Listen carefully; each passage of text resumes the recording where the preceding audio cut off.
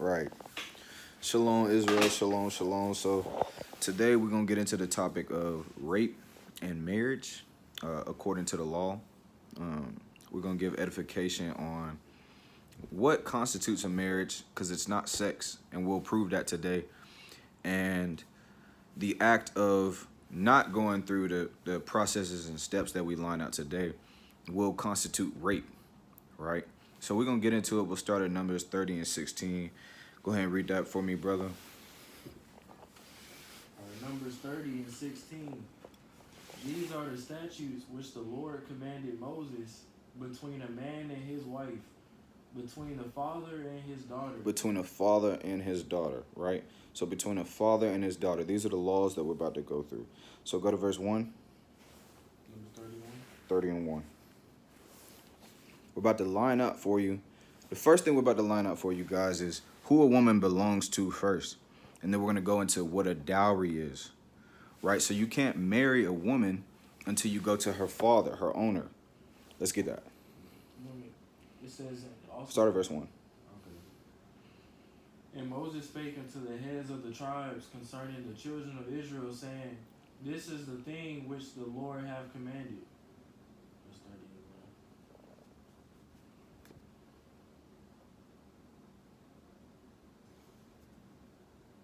1 through 5. If a man vow a vow unto the Lord, or swear an oath to bind his soul with a bond, he shall not break his word. He shall do according to all that proceedeth out of his mouth. So if you vow a vow according to the Lord, you have to complete it, right? You have to complete all of the vow that you went and set to do. Keep going. If a woman also vow a vow unto the Lord, and bind herself by a bond. So if a woman binds herself by a bond, by a vow, by an oath, any binding words or agreement, keep reading. Being in her father's house in her youth. If she's in her father's house in her youth, meaning she's not of full age yet, or she is becoming of age, but she hasn't been given into a man yet. Read. And her father hear her vow, and her bond wherewith she hath bound her soul, and her father shall hold his peace at her. So if the father holds the peace, if he doesn't say anything to his young woman about the vow that she's made, then the vow will stand. Keep reading. And every bond wherewith she hath bound her soul shall stand. But if her father disallow her in the day. So if the father disallows the vow, read. But if her father disallow her in the day that he heareth not any of her vows or of her bonds wherewith she hath bound her soul shall stand, and the Lord shall forgive her, because her father disallowed her. So if the father disallows, if he refuses the oath, vow, agreement that his daughter has made, then the Lord will forgive it, because the vow doesn't stand anymore, right? So now we're going to go through, go to Sirach 26, 10 through 12, right? So that right there proves to you, and we're going to continue to prove it, that a woman belongs to her father first. And any vow that she makes has to go through her father first if she's under his household. Now, under his household doesn't literally mean just under his house, but it also means if you're under his possessions, right? If your father still pays for you, if he still provides for you, that's you being under his household, right? So your oaths and any agreement that you go to make, they belong to him. He's the deciding factor, right? Keep going. So the book of Sirach, chapter 26, verse 10 through 12, this is big news. If your daughter is determined to have her own way. If your daughter is determined to have her own way, right, as we just read in Numbers, if she's setting her own vow, continue. Keep a close watch on her. Keep a close watch on her, right? That means you watching over her. You have to set the rules over her. Keep going. If you don't, she'll take advantage of any chance she gets. If you don't, she'll take advantage of any chance she gets. Now what version are you in? Are you in the GLT? This is GNT. GNT? Okay, yeah, keep reading that. Y'all, listen to this. Listen to this. If she is too self-willed. If she is too self-willed, she's got You know, she's forward. She's an independent woman, so called. Keep going. Be on guard and don't be surprised if she disappoints you. Don't be surprised if she disappoints you. Don't be surprised if she takes an oath without your knowledge. Keep reading. She'll spread her legs anywhere for any man who wants her. She's gonna spread her legs for anywhere to any man. Anywhere and to any man. Now, does that make her a wife to that man? No. If you don't allow it, if you don't agree with it, then that marriage doesn't stand. All right? Keep going. Just as a thirsty traveler will drink whatever water is available. So as a thirsty traveler will drink any water or liquid that's available, so is a woman who is not kept in straitly by her father. Right? So a father determines where his daughter and where his women get to go, even in hand of marriage, right? So that's going to constitute the fact that a woman is given into marriage by her father, not taken into marriage by her spouse, right? So is that the end of that? Is that the end of verse 12? All right, give me Genesis 29. We're going to start at verse 1. So we're going to get to the account of our forefather Jacob just to further prove that a woman belongs to her father first. She has to be given by the father unto the man, right? A man can't just take him a wife. He has to go to her father. Go. Then Jacob went on his journey and came into the land of the people of the east. And he looked, and behold, a well in the field. And lo, there were 3 flocks of sheep lying by it. For out of that well they watered the flocks, and a great stone was upon the well's mouth. And thither were all the flocks gathered, and they rolled the stone from the well's mouth, and watered the sheep, and put the stone again upon the well's mouth in his place. And Jacob said unto them, My brethren, whence be ye? And they said, Of Haran are we. And he said unto them, Know ye Laban, the son of Nahor? And they said, We know. Now Laban, that's Jacob's uncle. That's Jacob's uncle. So let's keep reading. And he said unto them, Is he well? And they said, He is well. And behold, Rachel his daughter cometh with the sheep. And he said, Lo, it is yet high day, neither is it time that the cattle should be gathered together. Water ye the sheep, and go and feed them. And they said, We cannot until all the flocks be gathered together, till they roll the stone from the well's mouth. Then we water the sheep. And while he yet spake with them, Rachel came with her father's sheep, for she kept them. And it came to pass when Jacob saw Rachel, the daughter of Laban, his mother's brother, and the sheep of Laban, his mother's brother. So when Jacob finally saw his uncle's daughter, right? When he finally saw his potential future wife, which is Rachel. Keep reading. That Jacob went near and rolled the stone from the well's mouth and watered the flock of Laban, his mother's brother. And Jacob kissed Rachel and lifted up his voice and wept. And Jacob told Rachel that he was her father's brother, and that he was Rebekah's son. And she ran and told her father. And it came to pass, when Laban heard the tidings of Jacob, his sister's son, that he ran to meet him, and embraced him and kissed him, and brought him to the house. And he told Laban all these things. And Laban said to him, Surely thou art my bone and flesh. And he abode with him the space of a month. And Laban said unto Jacob, Because thou art my brother, shouldest thou therefore serve me for naught? Right. Should you serve me for nothing? Right, nephew, you're my nephew. You're coming here to live with us. Should you serve me for nothing? No.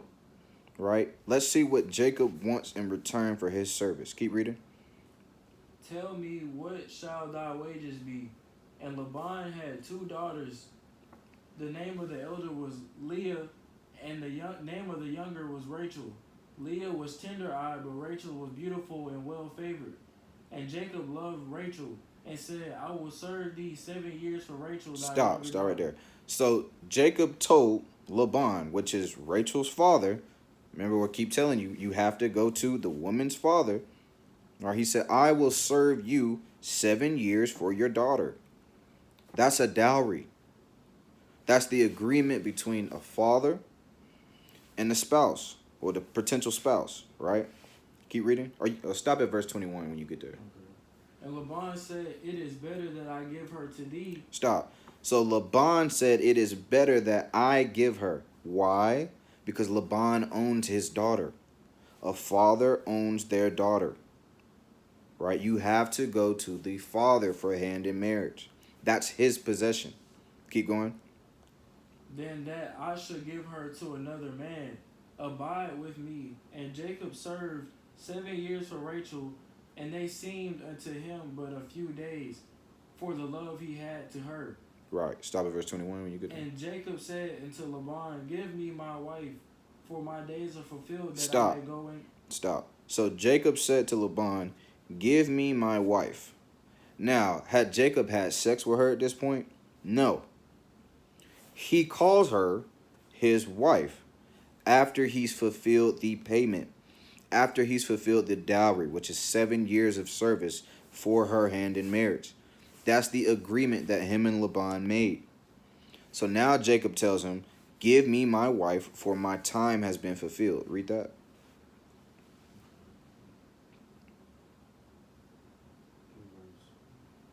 Should be 21. Okay. And Jacob said unto Laban, "Give me my wife, for my days are fulfilled, that I may go in unto her." Now I will go in unto her. Now I'm going to have sex with her. But she's already called his wife. So sex is not marriage. Sex happens after marriage. A dowry is marriage. An agreement between a man and the woman's father. That's marriage. Now we're going to talk about the instances of if a woman's father isn't alive. We'll hit that too, right? But for right now, understand that a dowry is a gift between the man and the woman's household, right? So now give me Exodus 22:16.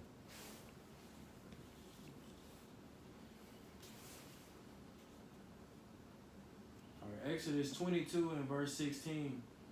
And if a man entice a maid that is not betrothed, and lie with Stop. her. So if a man entices a maid that is not betrothed, meaning she's not promised. She's not promised to anybody. Who promises a maid to somebody? Her father does. Right? So if a man sleeps with a maid who is not betrothed by her father, let's see what happens. Read. And lie with her, he shall surely endow her to be his wife. Now, a man is told, according to the law, to make her his wife. Now, how do you make a woman your wife? You have to go to her father. You have to go to her father. Sex does not make her your wife. But if you do have sex with her, you're required by the father to attempt to make her your wife. Read verse 17.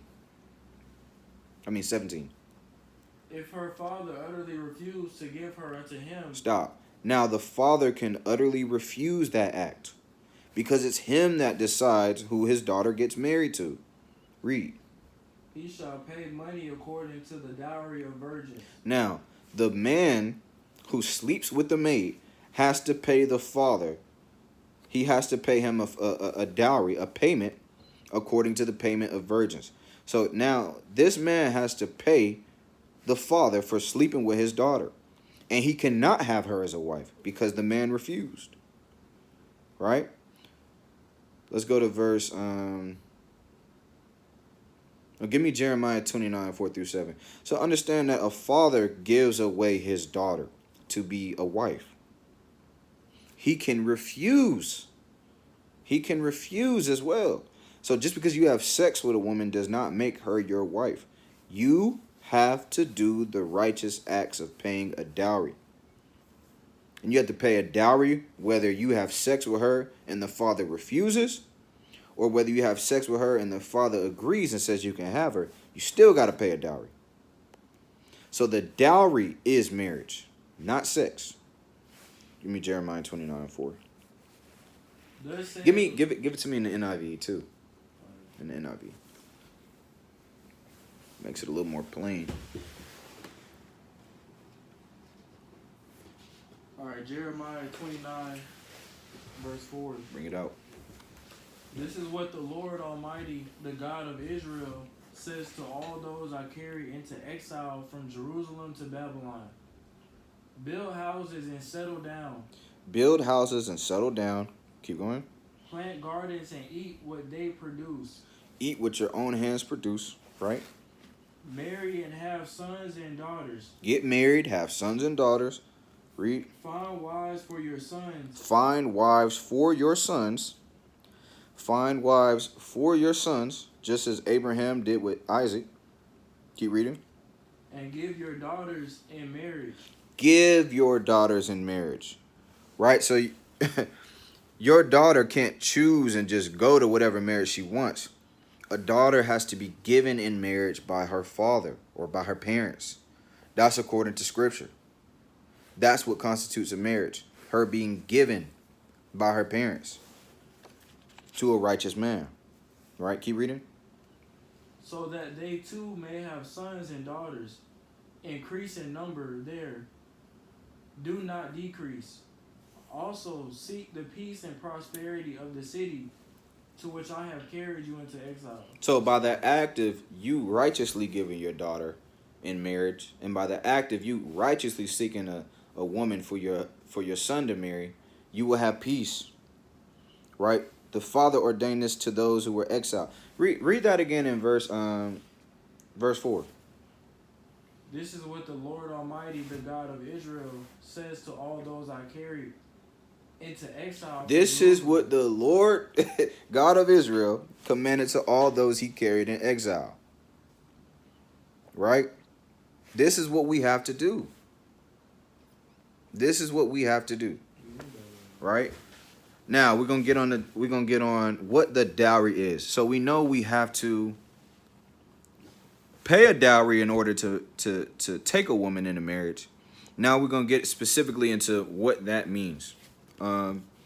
If you could do me a favor, pull up the definition. Pull up the definition of a dowry on Google. We're gonna read the Google definition first. Read the regular definition first, and then we'll read the legal definition. So give me the regular definition of a dowry. So according to Merriam-Webster, According to Merriam-Webster, what? Definition of dowry: law, the money, goods, or estate that a woman brings to her husband in marriage. Now, the world is telling you that this is what a woman brings to her husband. Now, as we've already lined out through the scriptures, and we're going to continue to line out, is that's wrong. A dowry is what the man brings into the woman's household. It's his payment for the woman. Right? So understand that Google is just giving us a reference of what the topic is about. But their actual explanation of it is wrong. It's not biblical. And this is what it says in Google. A dowry is a payment such as property or money paid by the bride's family to the groom. So that's wrong. To the groom. See, so that's wrong.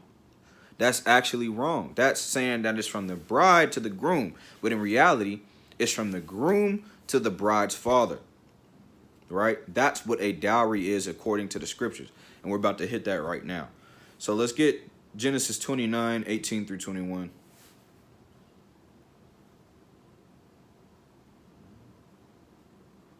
We're about to prove to you the biblical definition of a dowry. And I'll just go ahead and say it right now. A dowry is a payment or agreement. It's not always money. Or agreement between a man and the woman's father in return for that woman as a possession. As a possession. Yes, a possession. She's not being objectified, but she is a possession. Get that in Genesis 29, 18 through 21. Jacob was in love with Rachel and said, I'll work for you 7 years in return for your younger daughter, Rachel. That's the payment. I'm going to work 7 years in return for your younger daughter, Rachel. That's the payment. That's the dowry. That's what he's trying to pay for the woman. That's righteous. Keep reading. Laban said, "It's better that I give her to you than to some other man.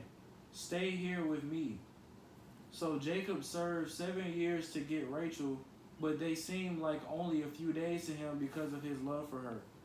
Then Jacob said to Laban, "Give me my wife. Give me my wife. What? My time is completed. My time is completed. My dowry is paid.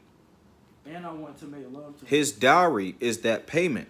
So now Jacob, because he's made his payment, gets to lay with his woman, which is now his wife because the payment is fulfilled. Laying with her does not constitute that she's his. The dowry constitutes it, right? So give me Sirach 36:24. We're going to prove to you that a woman is the possession that you have to pay for. You can't just go snatching up women. That's wicked. You can't just go out there and be having sex, you know what I'm saying, slinging meat in the streets like a gigolo. You can't do that. That's off, right? Let's do 25. Yeah, just give me 20. I want 22 through 25. 22 through 25? Sirach 36, 23 through 25. That's what I want.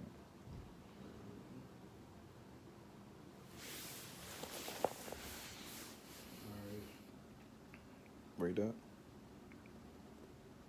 So, the beauty of a woman cheereth the countenance, and a man loveth nothing better. A man loves nothing better than the beauty of a woman. That's like the verse we just read. Jacob loved Rachel, so he was definitely willing to pay that dowry. Right? Keep reading. If there be kindness, meekness, and comfort in her tongue, then is not her husband like other men. He that getteth a wife beginneth a possession. Stop. He that gets a wife begins a possession. As we just proved to you earlier, who does a woman belong to? She belongs to her father. And if the father isn't alive, she belongs to her family. So if you get a wife, you're beginning a possession. That's something that you have to pay for. You have to pay for a possession, whether it be land, whether it be property. See what I'm saying? Whether it be resources, assets. You have to pay for those things. Right? Keep reading. A help like unto himself, and a pillar of rest. Where no hedge is, there the possession is spoiled. Where no hedge is, the possession is spoiled. What's a hedge? A hedge is there to keep the branches in tightly. See what I'm saying? The hedges are made to keep the woman in. Those are rules. She is owned first by the father, then by the man that she's trying to marry. Right? That's what a dowry is for. All right. So give me. Let's get the give me the legal definition of possession. I got the definition of hedge too. It says, Bring that out. This is definition of hedge. Limit or qualify something by conditions. Limit or qualify something by conditions. So the condition of getting the possession of a wife is paying a dowry to her father. That's paying a gift to the father. Now, sometimes that's money. Sometimes that's just an agreement. Right?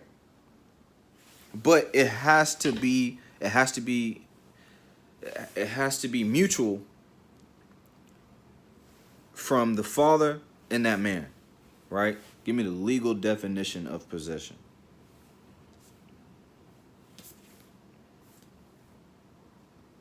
Legal definition of possession.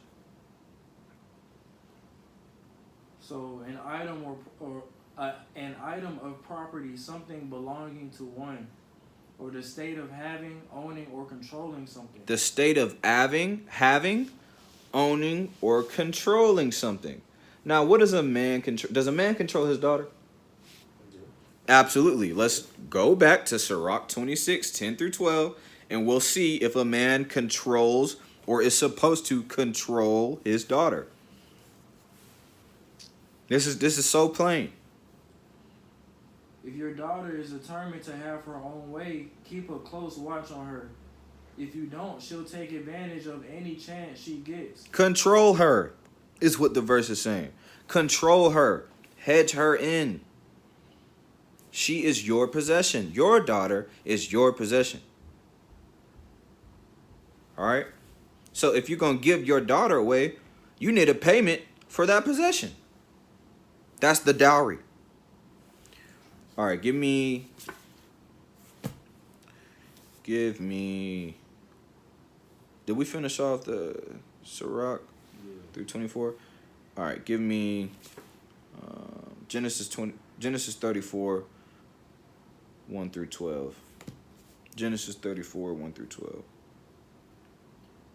Now, Dinah, the daughter Leah had born to Jacob, went out to visit the women of the land. When Shechem, son of Hamor, the Hivite, the ruler of that area, saw her, he took her and raped her. Now, he took her and raped her. He raped Jacob's daughter. This man did. Now, what does it mean to rape? It means he took her without permission. He took her without a dowry. So what is rape? Rape is taking a possession, which is that woman, taking that woman from who she belongs to and taking her as yours. That's rape. That's not your possession. Keep reading. In the KJV, it says defile her. You want me to go back? Yeah, he defiled her. He raped her. Keep reading. I was in the NIV. You want me to go? You can stay in NIV. You can go to KJV. The precepts is proving all of this. Go ahead. All right. His heart was drawn. Verse 3. His heart was drawn to Dinah, daughter of Jacob. Stop. So now this man raped her, and now his heart is drawn after her, right? Remember, Sirach said, "The woman cheers the countenance of the man." There's nothing a man loves more than having a woman around, right? So this man was lusting so much that he raped Jacob's daughter. Keep reading. He loved the young woman and spoke tenderly to her. Right? If a man entice a maid and lay down with her, he shall surely make her his wife. Keep reading. And Shechem said to his father Hamor, "Get me this girl as my wife." When Jacob heard that his daughter Dinah had been defiled. Stop. So this woman has already been defiled. He already had sex with her. And now he's asking for her to be his wife. So sex does not make the marriage. Right? This was commonly understood, by the Shemites. Sex does not equal marriage. Keep reading. When Jacob heard that his daughter Dinah had been defiled, his sons were in the fields with his livestock. So he did nothing about it until they came home. Then Shechem's father Hamor went out to talk with Jacob. So Shechem's father, this is the father of the dude that raped Dinah, Jacob's daughter. Right? Keep reading. Meanwhile, Jacob's sons had come in from the fields as soon as they heard what had happened. They were shocked and furious because Shechem had done an outrageous thing in Israel. So the children of Israel were mad because their sister had been defiled. All right?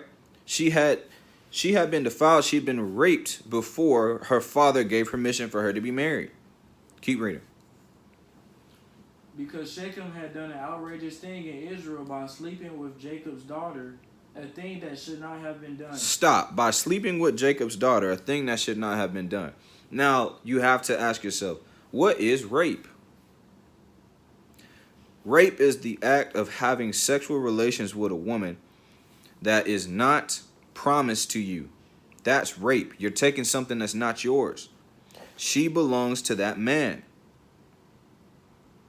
So by you taking her and laying with her, you're raping her. It doesn't matter if she agrees, right? Just because she consents. What did it say earlier, right? If thy daughter be shameless, keep her in straitly, or she will abuse herself through overmuch liberty, right? But as it told us in Numbers, any vow that a woman makes, if the father doesn't agree, he can null and void that vow. He can null and void that vow. Go ahead. But Hamor said to them, my son Shechem had his heart set on your daughter. Please give her to him as his wife. Now, how is this marriage? How is he attempting to consecrate this marriage? He went to Jacob, and now he's personally asking Jacob, give your daughter to my son to wife. He's trying to get a dowry. That's going to establish the marriage, not them having sex. That did not establish shit. Keep reading. And if it was regular rape, like how the world thinks it was, they wouldn't even have had this. The fathers wouldn't have gotten Exactly. to make the marriage happen. Exactly. Right. So as my aunt just brought out, if this was regular rape, according to what the world calls rape, then why are the fathers coming together having a cordial conversation about this? Right. Keep reading. Well, this was Genesis. I moved out of the chapter. My fault. What was it? No, you good. Go. 36? It's Genesis 34. You should be at verse 8 or 9 by now. I can't look at it because I'm recording. Okay. I'm on verse 9. Genesis 34 and verse 9. Intermarry with us. Give us your daughters and take our daughters for yourselves. You can settle among us. The land is open to you. Live in it, trade in it, and acquire property in it. Then Shechem said to Dinah's father. So Shechem said to Jacob, Dinah's father is Jacob, our forefather. This is what he said. Read. And brothers, let me find favor. Stop, actually, because that's important. Father and brothers, because as I told you before, we'll get into instances if the father's not around or if there's no father. So if the father's not around, we immediately go to the mother or to her relatives to take her hand in marriage because she belongs to that family. Keep going. Let me find favor in your eyes, and I will give you whatever you ask. Make the price for the bride. Make the price for the bride. That's a bride price, which is a dowry. The price that a man has to pay to the woman's household in order for her hand in marriage. That's a dowry. So you can't have a woman to be married until you set up a dowry, an agreement. Keep going. Make the price for the bride and the gift I am to bring as great as you like, and I'll pay whatever you ask me. Only give me the young woman as my wife. Now, exactly. Only give me the young woman as my wife. After the price has been paid. Not before, not just because he had sex already. That doesn't make her his wife. This dowry will constitute whether or not he gets to have her. This agreement. If Jacob says so, then it's so. If Jacob says no, then it's no. All right? So now since we're here, we'll hit into the instance of how it's not always money. It's not always money. So we'll see right here in this instance, Jacob is going to ask for a payment that is not money. He's going to ask for something more valuable in the eyes of the Hebrews. Keep reading. Because their sister Dinah had been defiled, Jacob's sons replied deceitfully as they spoke to Shechem and his father Hamor. They said to them, we can't do such a thing. We can't give our sister to a man who is not circumcised. Circumcision. What's the payment that the brothers want? They want all the men of Shechem to be circumcised. Right? If you want our sister's hand in marriage, all your men have to be circumcised. Not just one, not just two. All of them. That's the dowry. That's the payment. That's the gift. Keep going. That will be a disgrace to us. We will enter into an agreement with you on one condition only, that you become like us by circumcising all your males. Right. That's the gift. That's the only condition that you can have her. Right? Now, give me Deuteronomy 22:13 through 16. just to prove once more, this verse of Deuteronomy, just to prove once more that a man gets a wife by an agreement with the father.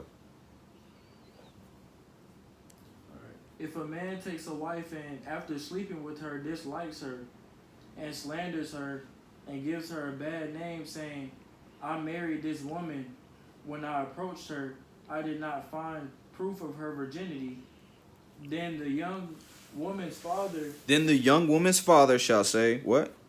and mother shall bring to the town elders at the gate proof that she was a virgin. Her father will say to the elders, I gave my daughter. Slow it down.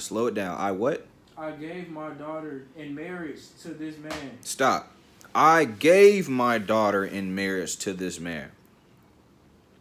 That's how she got to him.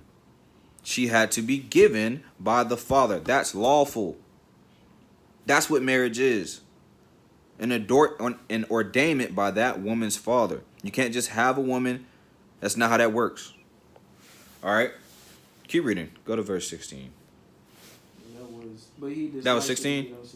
No. That's fine. Give me Jeremiah 29, 4 through 7. Give me Jeremiah 29, 4 through 7. All right. Thus saith the Lord of hosts, the God of Israel, unto all that were carried away captives, whom I have caused to be carried away from Jerusalem to Babylon, build ye houses and dwell in them, and plant gardens and eat the fruits of them. Take ye wives and beget sons and daughters, and take wives for your sons, and give your daughters to husbands. Give your daughters to husbands. Just as it just said in Deuteronomy. I gave my daughter to this man to wife. Give your daughters in marriage. Right? So that proves that a man can't take a woman in marriage, but a woman has to be given in marriage. Let me repeat that. A woman cannot be taken in marriage. She has to be given in marriage. All right. Now, let's hit the account of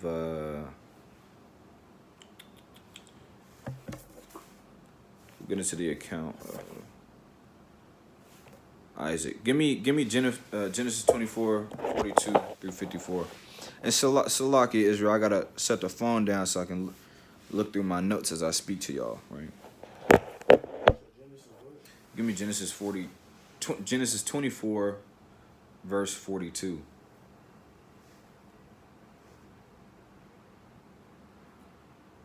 And I came this day unto the well and said, O Lord God of my master Abraham. Right, so Abraham's servant was sent to get Isaac a wife. This is Rebekah.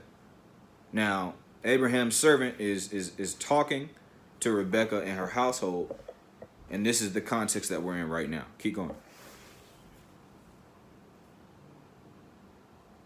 42. Okay.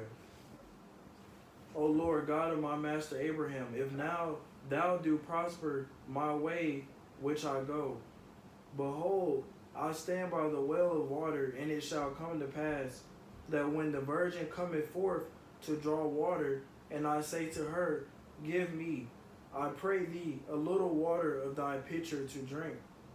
And she say to me, both drink thou, and I will also draw for thy camels. Let the same be the woman whom the Lord hath appointed out for my master's son. Who the Lord hath appointed. Remember, the Lord appointed this.